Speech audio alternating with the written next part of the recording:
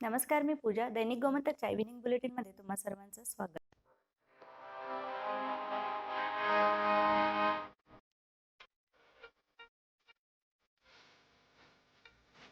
राज्यातील विधानसभा निवडणूक लक्षात घेऊन भारतीय जनता पक्षाने अंतर्गत सर्व्हे केलेला आहे. काही महिन्यानंतर पुन्हा सर्व्हे केला जाणार आहे. भाजपच्या सर्व्हेमध्ये ज्या काही कमतरता दिसून येतात त्या दूर करण्यासाठी प्रयत्न सुरू आहेत. पुढील सर्व्हेमध्येही पुन्हा त्या मतदारसंघामध्ये काही कमतरता दिसून आली तर शक्य ते काही बदलही होतील, असे मुख्यमंत्री प्रमोद सावंत यांनी सांगितले. बेकरी व्यवसायात परप्रांतीयांची संख्या मोठी झालेली आहे.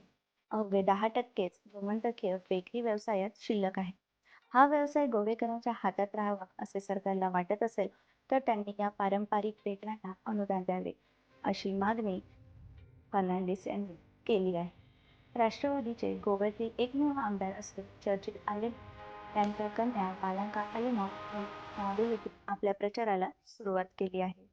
गोव्यात प्रथमच पेट्रोलच्या किमतीने 100 रुपयाचा टप्पा ओलांडला. रविवारी रात्री पेट्रोलची किंमत 100 रुपये होती, तर डिझेलची किंमत 95 रुपये होती.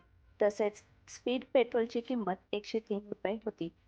तर या होत्या दिवसभरातील महत्त्वाच्या घडामोडी. अशाच ताज्या अपडेट्स जाणून घेण्यासाठी आमच्या दैनिक गोमंतक या वेबसाईटला भेट द्या आणि आमच्या यूट्यूब चॅनलला सबस्क्राईब करायला विसरू नका.